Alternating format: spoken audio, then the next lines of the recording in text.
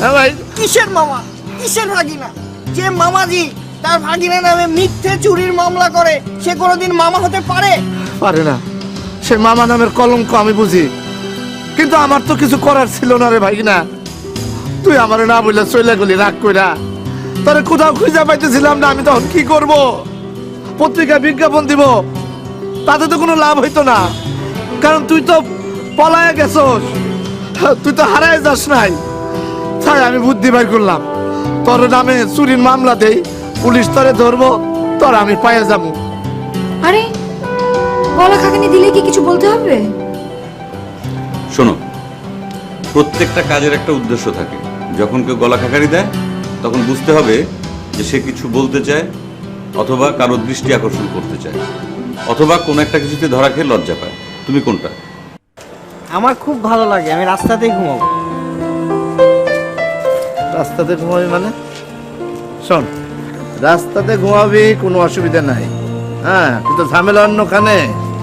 হয়তো বা চুরি হইব না, ডাকাতি হইব না, পুলিশের লাত্তি কোথা খাবি না, কিন্তু সমস্যা আছে। ওই যে এরকম ঢেঁড়স সাইজের মশা আছে না, সে মশায় কামড়ায় যখন ডেঙ্গু বাড়াইব তখন বুঝবা। তার চেয়ে চল যায় আমার সাথে থাক।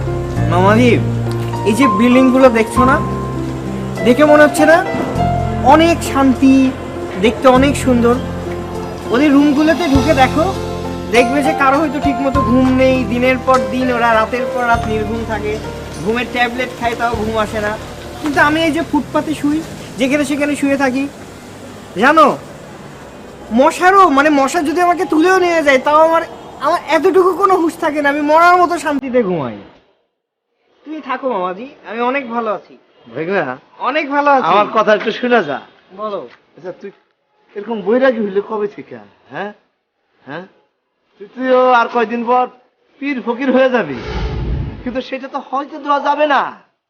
মামা থাকবে শয়তান আর ভাইগনা হবে পীর ফকির, না, এটা কিছুতে হইতে দেওয়া যাবে না। তুই আমার সাথে চল। না মামাজি, তুমি তোমার রাস্তায় থাকো, আমি আমার রাস্তায় থাকি। তাহলে কথা শুনবি না? না।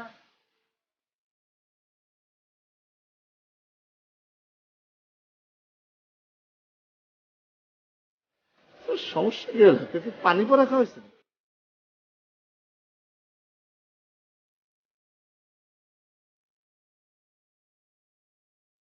ও অফিসে গেছিলা? বুঝছি, ইজ্জত লাগছে না?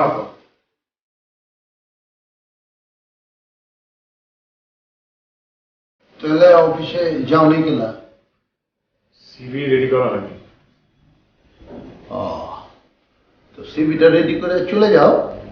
বাবার কোম্পানিতে চাকরি করতে সিভি লাগবে এটা তো ভাবি নাই। বুঝছি, বাপের না থাকলে সিভি নিয়ে তো ঠিকই ঘুরতা চাকরির লেগা। হ্যাঁ, তা হয়তো করতাম, কিন্তু আমার বাপের তো আছে। ধরো নাইকা, আমি কষ্ট করে করছি, তুমিও করবা, নাইলে তুমি জীবনে ওই সম্পদের মর্ম বুঝবা না। ঠিক আছে, করব, কিন্তু জয়িতার আন্ডারে কাজ করতে যাওয়ার সিদ্ধান্তটা বদলাম। হাকিম লড়ে তো হুকুম লড়ে না, বুঝছো? জীবনে কোনো সিদ্ধান্ত বদলায় না, ভুল হলে ভুল, শুদ্ধ হলে শুদ্ধ। তোমার জন্য আমি সিদ্ধান্ত বদলাইতে পারি না, তবে আমি জীবনে কখনো ভুল সিদ্ধান্ত নিই না, একটু কইতে পারি তো। নাহলে এত সম্পদের তো মালিক হতে পারতাম না আমি, বুঝছো? ঠিক আছে, শোনো, সিভি বানাইতে না পারলে আমার রুমে যাও, এখানে অনেক ফাইল আছে, এগুলোর মধ্যে সিভি আছে, এটা যে কোনো একটা দেখা তোমার মতো বানাইলো। আব্বা লাগবে না, লেখাপড়া তো করেছি। হ্যাঁ, তাইলে তো হইলে ঠিক আছে।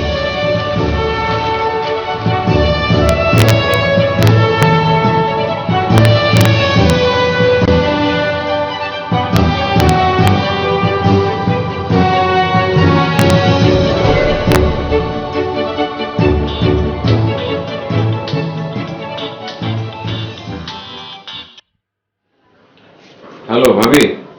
কেমন আছেন দেবর সাহেব? হ্যাঁ ভালো আছি, তুমি কেমন আছো? যার দেবর কোনো খোঁজ খবরই নেয় না, সে আর ভালো থাকবে কিভাবে বলো? ঢং করো না ভাবি। তোমাকে ভালো রাখার জন্য আমাকে কতটা স্যাক্রিফাইস করতে হচ্ছে সেটা তুমি কি জানো?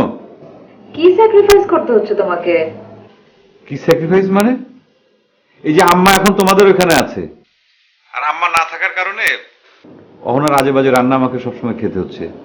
মানে আমার তো খেতে একদম ইচ্ছে করে না, ভালো লাগে না। তো এটা কি স্যাক্রিফাইস না? নিজের বইয়ের রান্না খেতে ভালো লাগে না বুঝি না? শোনো, অভ্যাস করে নাও বুঝলে, এখন থেকে এই রান্নাই খেতে হবে। ঠিক আছে, অভ্যাস করব। তুমি কি আর কিছু বলবে? কেন?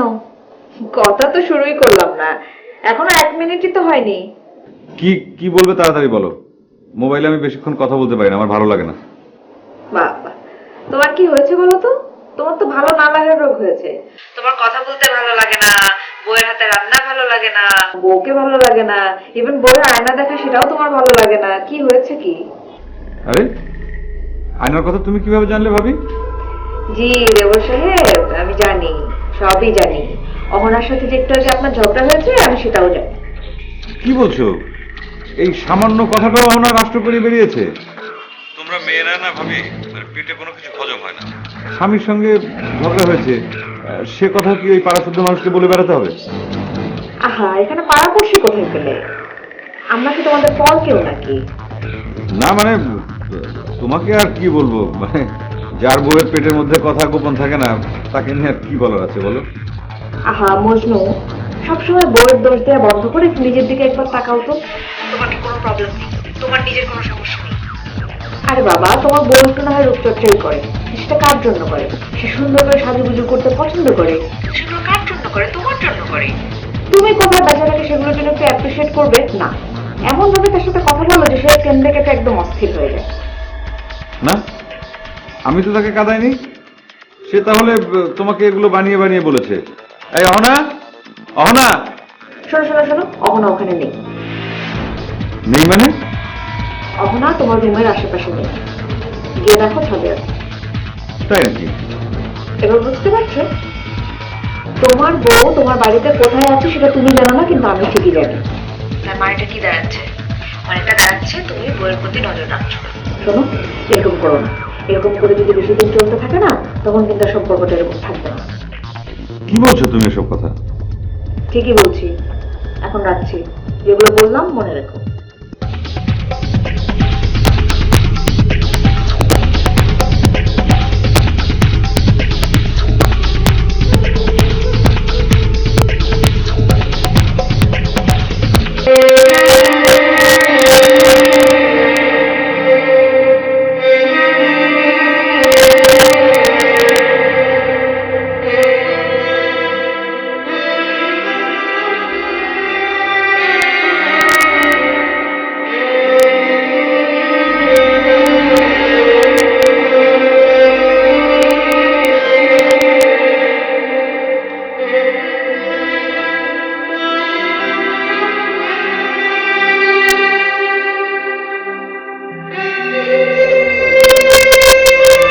এই, ঘুমাবে না?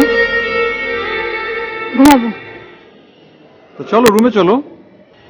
আমি এখানেই ঘুমাবো। এখানে ঘুমাবে মানে? এই ছাদে ঘুমাবে তুমি? হ্যাঁ, ছাদে আকাশের নিচে ঘুমাবো। আমি তখন তোমার সাথে একটু মজা করেছিলাম, তুমি সিরিয়াসলি নিয়েছো। আচ্ছা ঠিক আছে, আমি সরি সরি, চলো। আরে আমার গায়ে হাত দেবে না। যত গভীর রাত হয় উনি রোমান্টিক হওয়া শুরু করে। তুমি কি বলছো অহনা? আমি সত্যি বলছি। বিয়ে হয়েছে কয়দিন হলো? একটা দিন বলতে পারবে তুমি আমার দিকে ভালো করে তাকিয়েছো? কি উল্টাপাল্টা কথা বলছো? চলো। আমি যাব না, তুমি যাও। প্লিজ, আমি তো সরি বলেছি তাই না? চলো চলো। কিন্তু এই ছাদে থাকলে একটা সমস্যা আছে। আমার কোনো সমস্যা জানা দরকার নেই। ওকে, থাকো।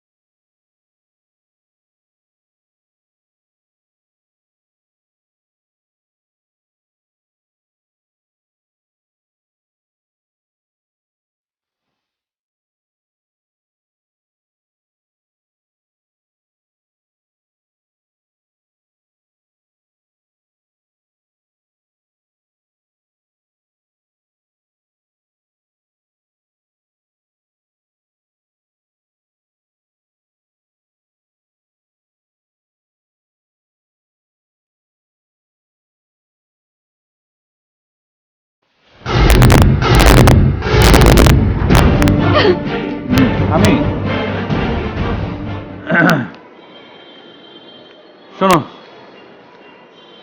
তুমি যেহেতু রাতে ছাদেই ঘুমাতে চাও, ঘুমাও, কোনো সমস্যা নেই। কিন্তু ছাদে ঘুমালে তোমার ঠান্ডা লেগে যেতে পারে। সেই জন্যে এই যে ছাদে বিছিয়ে ঘুমানোর জন্য একটা কাঁথা ধরো, আর মাথায় দেওয়ার জন্য এই বালিশ। তুমি এই কাঁথা পেতে বালিশ মাথায় দিয়ে এখানে ঘুমাবে, আর আমি এই লাঠি হাতে তোমাকে ওইখানে সারা রাত জেগে পাহারা দেবো। কাঁথা আর বালিশানোর জন্য থ্যাংক ইউ। আর তুমি আমাকে পাহারা দেবে কেন?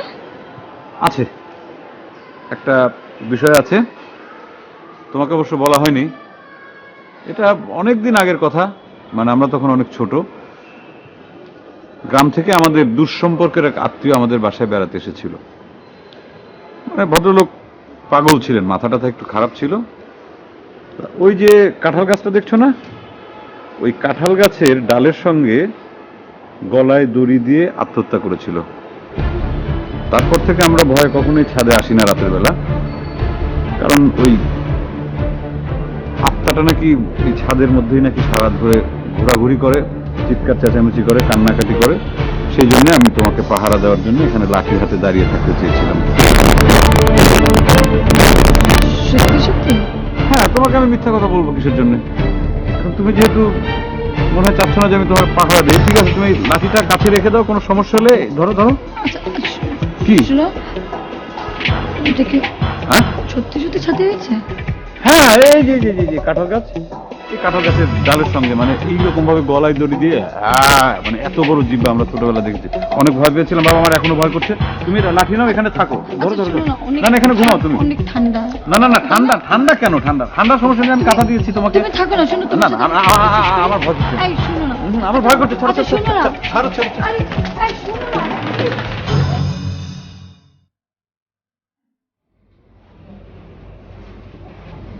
আসতে পারি?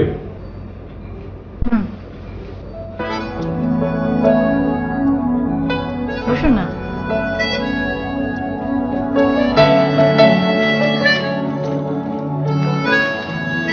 আমার সিভি।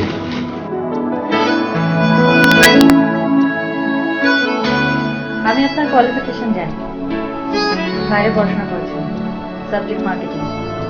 এটা জাস্ট একটা ফর্মালিটি, কাল থেকেই জয়েন করুন। তাই চাকরি হয়ে গেল? কোনো ইন্টারভিউ নিলেন না? আমি আপনার কি ইন্টারভিউ নিতে পারি? আপনি সব দিক থেকেই অনেক কোয়ালিফাইড, আর আপনার এডুকেশনাল ব্যাকগ্রাউন্ড তো আমার থেকে অনেক হাই। এভাবে ছাড় দিলে তো প্রতিষ্ঠান চালাতে পারবেন না নিশ্চয়ই। আমার বাবার একটা সিম্পল রিকোয়েস্টে যদি আমার চাকরি হয়ে যায়, একটা প্রতিষ্ঠানের ম্যানেজার এত নরম হলে তো হবে না। মিস্টার তরু, আপনার বাবা কিন্তু যেন তেন মানুষ নন। উনি এই প্রতিষ্ঠানের মালিক, আর তার থেকে বড় কথা হচ্ছে আমি যতদূর বুঝতে পারি উনি আমাকে অনেক স্নেহ করেন। সুতরাং জেনে শুনে নিশ্চয়ই উনি আমাকে কোনো বিপদে ফেলবেন না।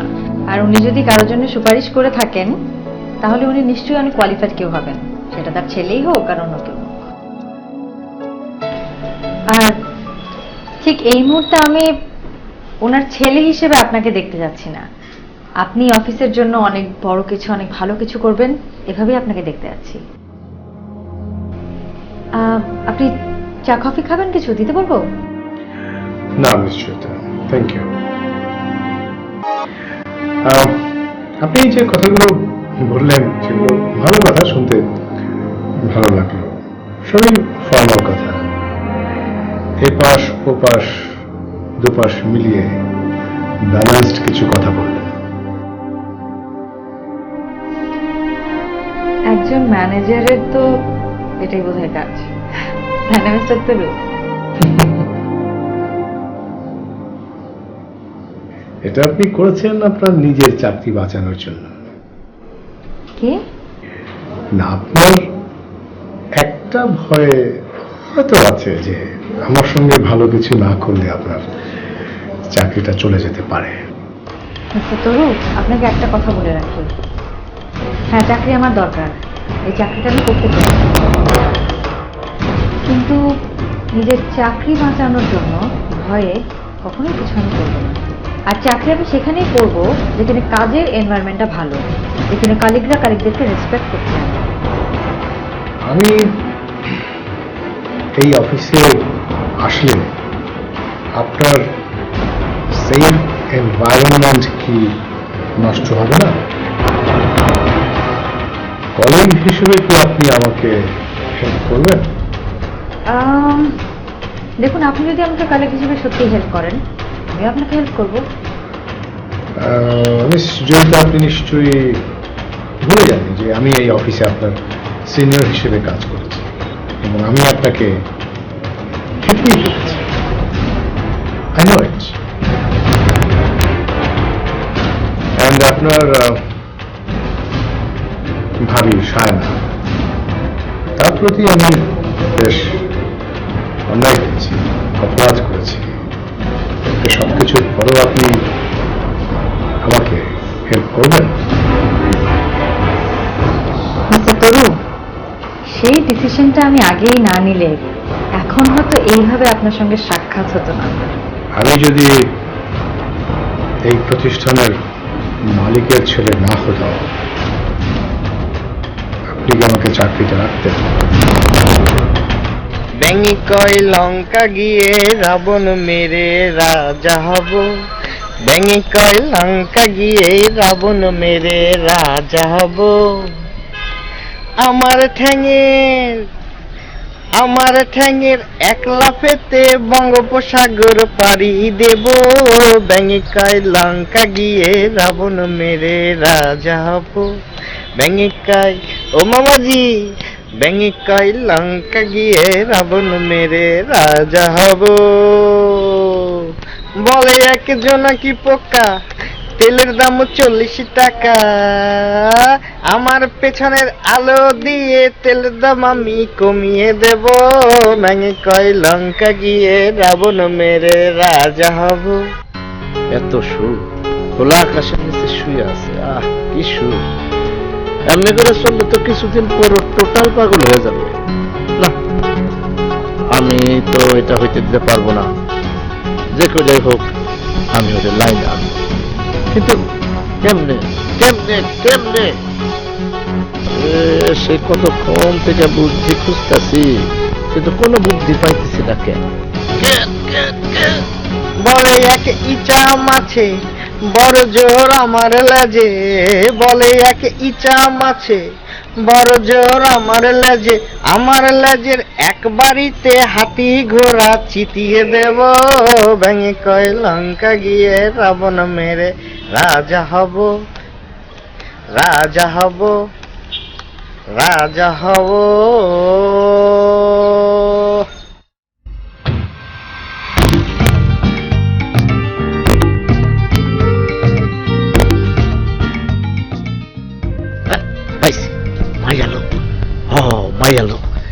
মায়া মানুষই পুরুষের সাধন ভজন ভাঙপ্রস্তা, সেই মায়া মানুষের হেল্প নিতে হইব আমার।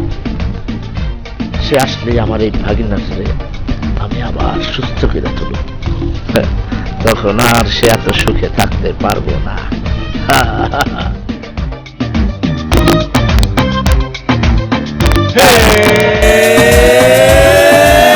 Stop!